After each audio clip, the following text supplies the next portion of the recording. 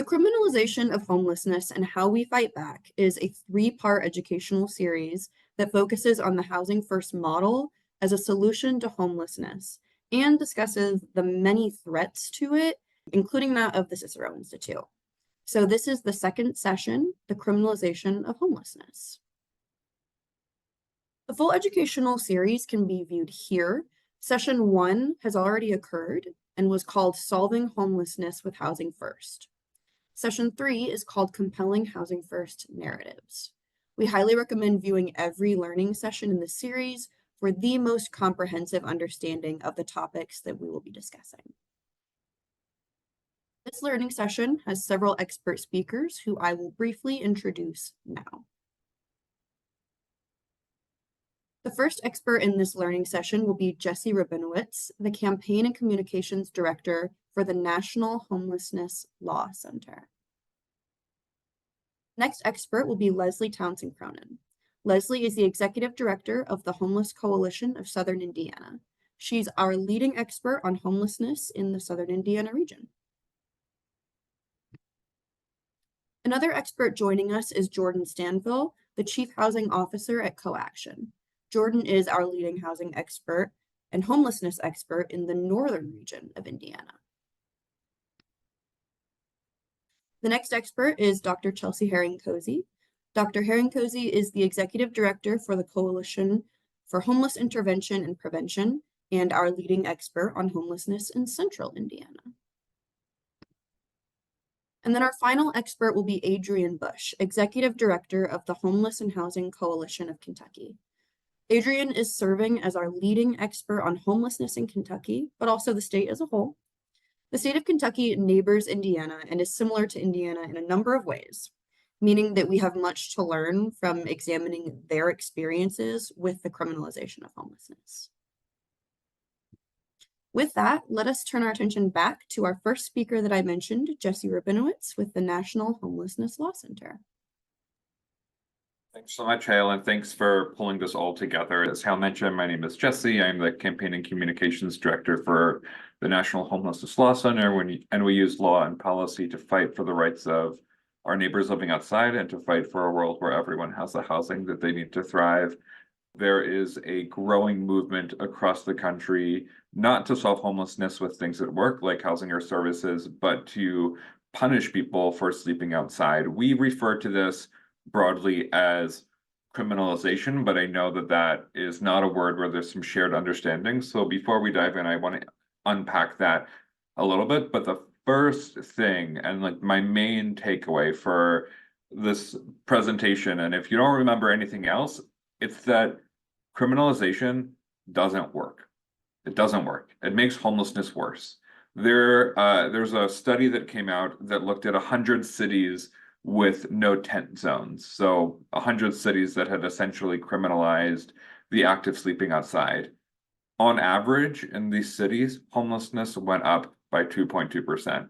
So not only does it not solve homelessness, throwing folks in jail, giving people tickets for using a tent makes homelessness worse. And I think we can all agree that we don't want anyone to sleep outside, and our neighbors who sleep outside don't want to sleep outside.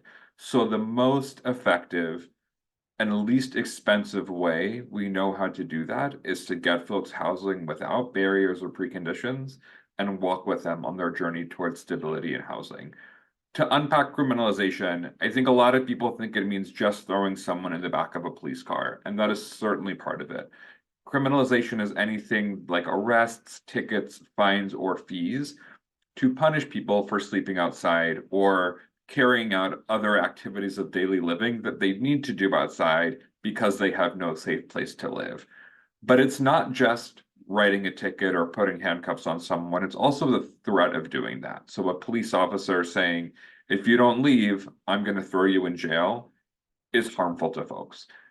Using police to make these threats or other people we're seeing across the country is cities are employing, have privatized land in terms of things like business improvement districts that hire private security that also make these same threats and work closely with the police to enforce these laws. Punishing people for doing things that they need to survive. I had a client when I was doing homeless street outreach who was arrested for shooting up using drugs, using a needle to inject drugs, but in fact it was insulin. And you know, we know that people inject insulin all of the time, but oftentimes people do that from the safety of their home. The fact that this person lived outside and in public view made them more susceptible to police punishing them for doing things they just need to survive. We are trying to encourage folks, and I have done a terrible job in the past 3 minutes myself, to stop saying criminalization. All of our message testing and polling shows that while folks who work on this every day get what it means, most people don't really people get lost. So we want to focus on saying, using more descriptors. So saying things like punishing people for sleeping outside, or using jails and handcuffs and fines to punish people for sleeping outside, to try to make this more compelling. And we know, in fact, that 72% of Americans agree with us that punishing people for sleeping outside when they have nowhere else to go is not a good solution. What we know is that this makes homelessness worse.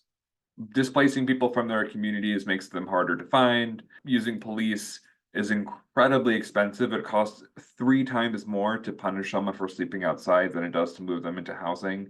And it erodes trust with people's outreach workers and community. If the only time you interact with the government is when the police are coming up to your apartment to tell you to move, it wouldn't make me trust the city. So, bottom line, using things like jails, fines, fees, or threats of that make homelessness worse. And we can move to the next slide. As I mentioned, there's a growing movement to use punishment in an attempt to respond to homelessness across the country. And this is largely led by an organization called the Cicero Institute, which is run and led by right-wing tech billionaires who not only are not experts in homelessness, have been very open that they don't think people experiencing homelessness have the capacity to make decisions for themselves.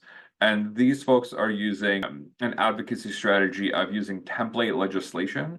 So they will go to a state house and say, we have written this bill for you. You don't really have to do any work. If you pass this bill, you will not see homeless people anymore. And unfortunately, states across the country, primarily in the South, but not exclusively, have begun passing these bills. Before we go into the specifics of those template bills, I want to share that yellow states are states where we have won. So we, the small and scrappy and underfunded homeless services sector, and our friends are beating back billionaires. And that's something to be really proud of. It's not a place to rest or stop, but it is a place to remember that we have a lot of power and a lot of knowledge. And when we work together, we can not only defeat these bills that make homelessness worse, we can put forward bills and solutions that actually solve homelessness. Let's move to the next slide. The Cicero template bill has, each state is a bit different, but there are some overarching themes. A statewide camping ban. So you cannot use a tent anywhere in the state on state-run land. That means people really don't have another place to stay. And we know that people stay in encampments and stay outside because either there are no shelters or the shelters don't work for them. The solution isn't to say, now you have to sleep outside in the cold or in the heat. The solution is to meet their needs and meet them where they are. A huge component of this Cicero legislation is to cut funding for housing first. So cutting funding for housing solutions that are proven to end homelessness, and then redirecting that funding for state-run camps. The US has a really scary history of throwing folks into camps. This is a deeply troubling trend. These Cicero template bills pave the way for that to happen. The Cicero template bills often encourage or necessitate law enforcement to lead homeless outreach teams. This is not to lead solutions-based homeless services or to build rapport. It is to enforce the statewide no camping bills. As a former outreach worker, I could not underscore how dangerous that is and how counterproductive it is. And then a final template of many of the Cicero bills is a lower barriers to forced commitment. So making it easier to involuntarily commit folks for mental health reasons, which takes away people's autonomy. I will add, because Adrian is here, Kentucky, your neighbor, passed this bill with an extra provision that said people are allowed to use force and even deadly force to remove people experiencing homelessness from their property. I am terrified of what that might do in Kentucky, and I'm terrified that that provision might make its way into other Cicero templates. We have a lot to do, but we know that what we're doing works. We have to educate people. The Cicero Institute is really good at talking in easy to understand, simple language. And when I find myself listening to them, I'm like, that's not a bad idea. And then I have to catch myself and remember that the things they're advocating for are terrible. But they are so compelling in the way they talk about it. They root this in compassion. But we have to remember there's no way to compassionately throw away someone's home. There's no way to compassionately arrest someone. The Cicero Institute's approach is fundamentally not compassionate. It is fundamentally harmful. We have seen elected officials across the country come to us and say, we really want to do something to solve homelessness. We thought this was a good thing, but if you can give us another option, we would love to do that. And we have also seen states win where they work with our elected officials and help them understand like this ain't it. This is not the solution. And elected officials are really, really receptive, especially to hearing there is an outside organization that is coming into town and telling my state how to solve homelessness, and they don't know how to do that. We shouldn't be listening to these billionaires from Texas. We should be listening to people right here in Indiana. One of the things that I've seen doing local, federal, state advocacy is we often lean into the fact that we don't know everything, while our tech fund billionaire opponents are positioning themselves as experts. One of them said that their expertise was rooted in the fact that their brother ran a homeless shelter. That does not make you an expert. The folks on this call are the experts in homelessness and solutions to homelessness, and we really have to lean into that power. Polling shows us time and time again, the most trusted people in our sector are direct service providers. Direct service providers have incredible stories and wisdom to share. People with lived experience have incredible stories and wisdom to share, and we need to be putting those stories and voices up front, not these wonky technocratic policy solutions. We are at a time in this country when half of Americans are rent burdened. 1 out of every 4 Americans worry right now that they may imminently become homeless. There is a housing crisis across this country that is causing a homelessness crisis, and we need to hold our elected officials accountable to the actual solutions, not doing things that make homelessness worse, which is why we need to go on defense. It's not that we just have to beat back bad bills. We have to put forward strong alternatives, housing, supportive services, non-congregate shelter, leaving people alone. We have to give another option instead of using jails and fines. We will now hear from each of our homelessness expert panelists on homelessness in Indiana and what criminalization of it would mean for the different communities that we have across our state. So panelists, my first question for you is this: what does homelessness look like in your community? Leslie, let's have you go first. Tell us about homelessness in Southern Indiana. So we have a pretty unique situation in Southern Indiana where we're right along the river with Kentucky, particularly Louisville, Kentucky. And so we see a lot of people that are unhoused that come across the walking bridge. There's a lot of people that stay within kind of the 2 main counties that are there. We have seen an increase in housing crisis. We've seen a lot of increase of people that are unhoused. We do see that we've got a lot of providers that try to do the right thing, but if you don't have housing to put people into, then, they're going to remain unhoused. We do have very limited shelters. We really don't have shelters that are low barrier. And so there's a little bit of an issue there. And again, low barrier can be scary for communities. And so having a low barrier shelter can be scary. So I will say the one thing that is a huge misconception that people have, that we've got people that are coming over from one county, people coming over from another. These are their homes. This is where they maybe grew up. This is where, they've been for many, many years, whether they've been housed or not. They don't typically travel unless it's absolutely necessary. They don't typically move around. And so the people that are in your community are the people in your community, and that's who you need to take care of. Thank you. Jordan, the same question for you. What does homelessness look like in northern Indiana? Yeah, a lot of the same points that Leslie made for sure. For us, it's again very diverse kind of geography. We have some, second largest county in Indiana, Lake County, and here in Northwest Indiana, and also some very rural counties that we are in our service area. So it looks a little different from community to community, but again, pretty similar to most of the state, where a lot of people who are sleeping outside, a lot of people who are living in places that are really not suitable for habitation. So in substandard housing or housing without utilities, we're definitely seeing a rise in kind of new homelessness, I would say, where not necessarily a huge difference in chronic homelessness, the kind of those people that we would expect to see year over year, but a lot of people who are being rent burdened and being forced out of their housing because they simply can't afford it anymore. So that's again a high increase for our area in particular. And again, we can't echo enough the last sentiment there from Leslie of, we hear that a lot being really close to Chicago and from Lake County and to other counties that we serve. We don't really see that many people crossing city boundaries, but certainly not county boundaries.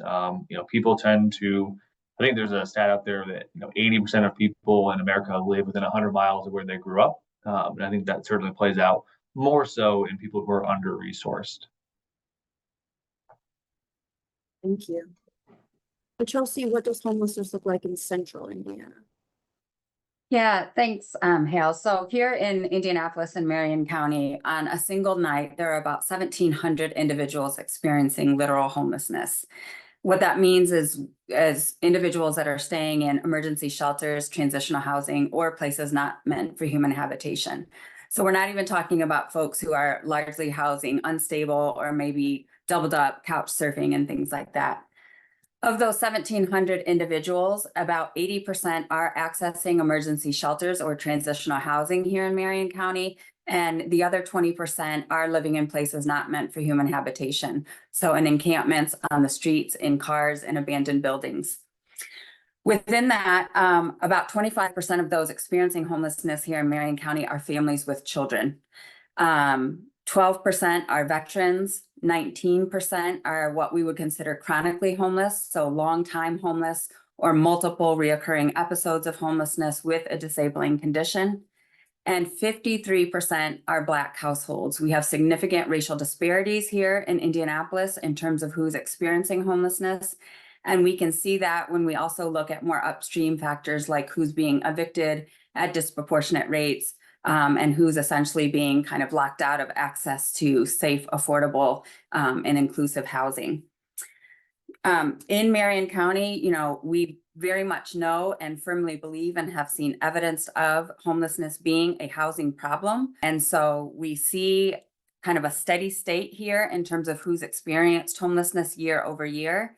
And a large reason that exists is because of that lack of access to and supply of affordable housing here in Marion County, both in terms of not enough supply and major increasing prices in terms of rent rates here in Marion County.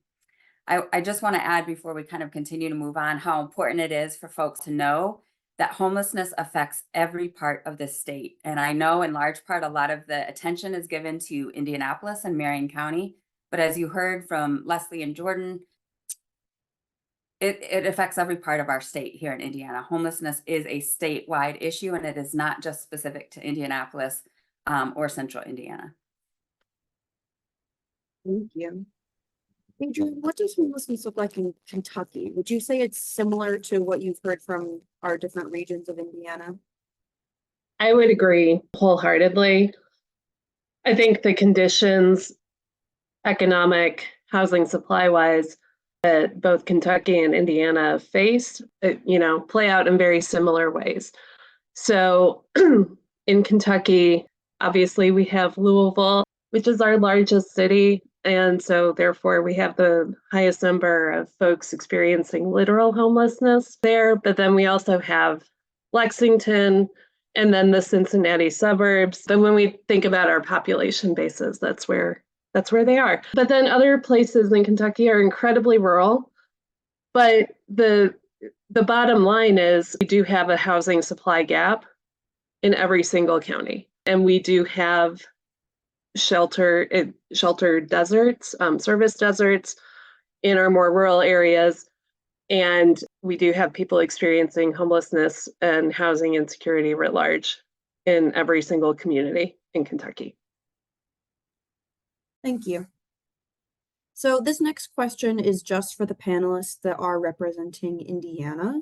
If there were even less funding for Housing First programs and mandated arrests, or even these government camps for the homeless population in Indiana, how would that affect your community? So Leslie, please tell us your thoughts.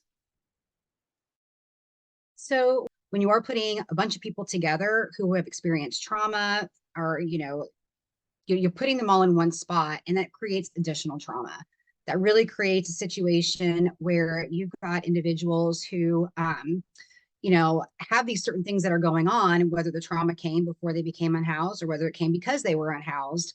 You're putting a lot of people into one space. And so that can create a big problem. The other thing is that these camps are expensive.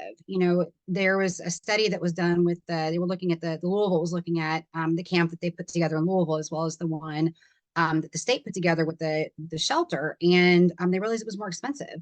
We've seen it all across. There have been a lot of unsuccessful camps that we've seen all across the country that have been unsuccessful because they've been expensive. They've been unsuccessful because they're putting a lot of people into one area, and we're seeing a lot of people that aren't moving on from that situation because they get lost in those camp situations.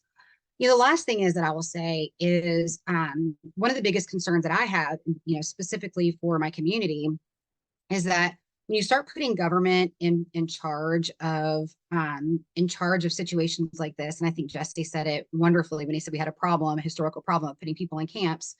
You have the government that's coming in, and these people are already labeled as bad, or they're labeled as they're labeled as less than, and so they're put into these camps that are therefore government regulated. When we saw a lot of the Black Lives Matters movement happening, there was a lot of things about, well, we've got the police need to be educated, and the police are saying, well, we weren't supposed to be social workers. Well, now we're asking them again to be social workers, and that's not what they're supposed to be doing. Also taking away the police situation from other things that they could be doing that truly is benefiting the community. And so there's just a lot of things wrong with it, and Jesse hit a lot of those things. But we even had in a rural county that's in our continuum of care, we had the mayor that said, what we should do is we should just put a gate up and every night just lock people in. And that's the sentiment that the government has, because they don't know. They just don't know. They're not the experts. And so, those are just a few of the things that I've heard. And there's so many more when you're talking with people that just don't understand what's going on. Thank you. Jordan, please tell us your thoughts about less funding for Housing First, mandated arrests, and these mandated government-run camps. Sure. Yeah, I think at the root of it is that if people think that when we start making these arrests or ticketing people or whatever the case may be, that the people will just leave, right? We're experiencing homelessness, they'll go somewhere else. That's a lot of the talk I've heard around these sort of bills. And again, we just know that's not true from a provider standpoint. You can't force someone to move when they don't have any resources, right? And so again, you're targeting people who are already kind of at their wits' end with what they're doing, right? It's bad enough they're living outside. Giving them a ticket's not going to change what they can do and the resources they have. So I think that's an important point to make. On top of when we, kind of refocus resources toward, policing homelessness versus solving it. It really comes down to a numbers thing for me. And I'm very data driven in terms of how we make decisions and what we do. And time and again, and study after study shows that housing is cheaper than letting someone sleep outside or, policing them into whatever you think is going to happen after that. So, and most, right now, it costs about $35,000 a year, taxpayer dollars for people who are experiencing homelessness. That includes, if they have to spend nights in jail, medical treatment, typically emergency service treatment, healthcare, stuff like that. And the cost to run a supportive housing unit for that person is just about $13,000 a year. So a really distinct difference in terms of the impact housing has. And so that would be my kind of take on where we're going, is let's not put resources toward more police or targeting people in that way, which, most police probably don't want that either, to have to, add to their already really burdened jobs. but direct those resources to, more housing dollars and the impact it can have on people's lives. Thank you. Chelsea, what are your thoughts about less funding for Housing First, mandated arrests, and mandated government-run camps? Same question. Sure. I mean, at the end of the day, let's do the smart and the right thing. And what punishing people for living outside does, or relegating people to government-run encampments, is completely opposite of doing the smart and the right thing. It is totally counterproductive.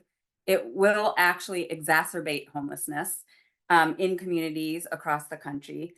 And it will essentially increase what we would call the warehousing of people, whether that be in shelters, in jails, or in city or government sanctioned camps that do nothing to actually solve the problem of homelessness. And so when we think about some of these proposals to punish people for sleeping outside or to relegate people to encampments, it's basically saying, like, we don't care what the evidence says.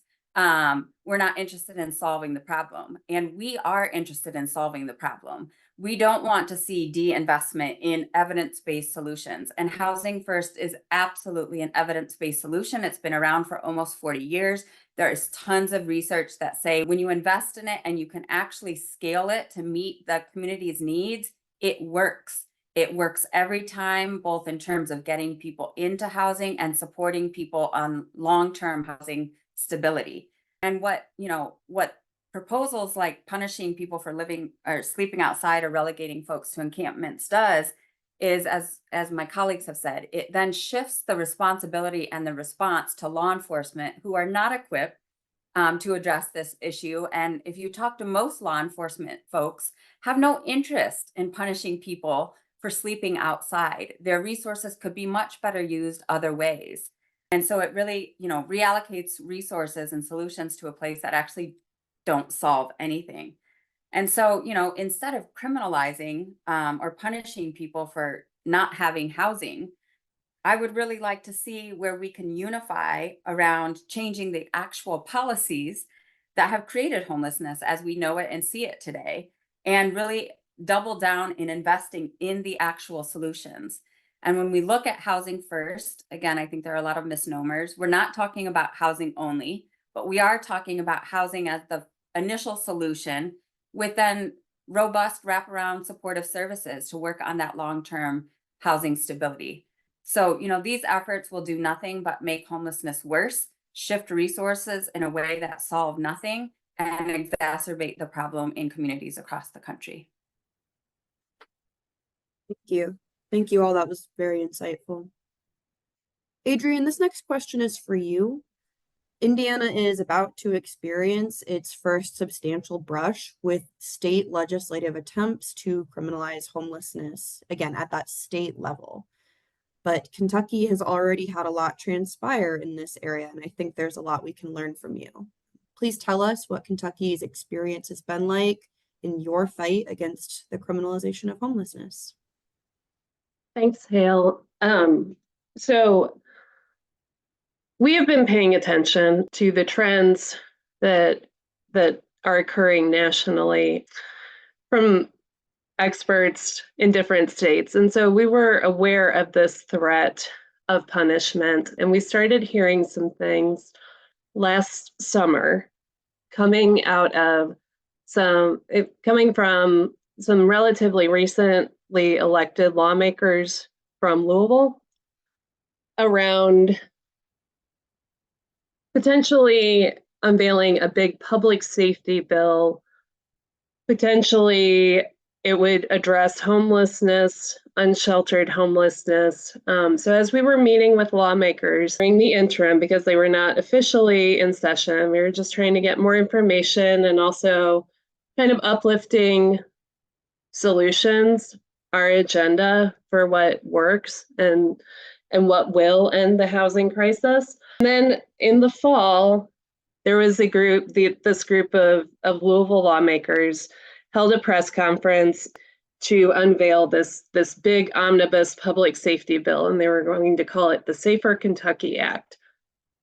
And so we again were trying to get more information provide good information and just educate folks. And so then in December, right before the legislative session officially started, that was when we finally got a bill draft. And lo and behold, the sections pertaining to unsheltered homelessness and involuntary commitment mirrored exactly what was on the Cicero Institute's webpage with their template legislation they encourage states to adopt. And so we obviously then we were in session, meeting with lawmakers. We were initially able to get some traction on weakening on the attempts to defund Housing First programming. And we spent all session trying to defeat this bill. It ultimately did pass with some concessions, but unfortunately it was the efforts to punish people for sleeping outside and for not having a home were really wrapped up into this omnibus, what ended up being a 75-page bill, must pass legislation. So now, trying to educate folks about what this will do. The effective date of the legislation is this summer. We'll be going around to different communities, rural and urban, in Kentucky, and just doing some listening sessions about what is the impact, what are some ways that we can kind of roll back this effort in the future, and then again, what are our actual solutions? So the other thing too is that it has forced a long overdue conversation about housing shortages. What is the role of state government? What are some levers that they can push? For the first time ever, we have everybody presenting on a bill in Kentucky saying we have a housing shortage and we have to do something about it. As Jesse said earlier, this particular legislation ain't it. But moving forward, we have solutions. Thank you. That is, again, really insightful. So for our last question, I'd like to loop back in Jesse. Jesse, what strategies have you seen be most successful in other states in their fight against the criminalization of homelessness? Great question. I actually think the city of Miami is a really good example. They were under a federal consent decree. A federal court said that they could not use things like jails and fines to solve homelessness. The city of Miami, being, a tourist destination, still didn't want people living outside, probably for very different reasons that I didn't want people living outside. But the court ruling said this was just not a tool in their toolbox that they were allowed to use. So Miami funded housing. They funded a lot of housing to the point where they reduced homelessness by 90%. It worked. This idea that housing solves homelessness is true. And when the consent decree expired and when Miami went back to using jails and fines, homelessness went back up. So this shows that people living outside want housing, and focusing on jails and fines makes homelessness worse.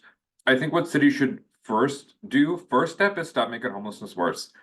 Stop using jails, stop using fines, leave people alone, get sanitation stations, restrooms, regular trash pickup, and then learn from what we learned during the pandemic, which was that when cities want to, they can open up hotels that people really want to go into. They can convert those into housing. They can get dollars in people's bank accounts virtually overnight. All of these things happened very, very quickly, and there's no reason except the lack of political will that the same things can be happening right now. But we have to continue to point towards solutions, whether it's Miami, Milwaukee, Houston, cities across the country are solving homelessness by funding housing. There's no reason cities in Indiana can't do that. It is just a lack of political will, and it's on us to build that political will and that momentum. Thank you. That is really important stuff, I think, for everyone here to keep in mind, especially the political will part. With that, it is now time to conclude the content in the second learning session in the series, The Criminalization of Homelessness and How We Fight Back. Be sure to check out the last session in this series, which you can see here on this screen.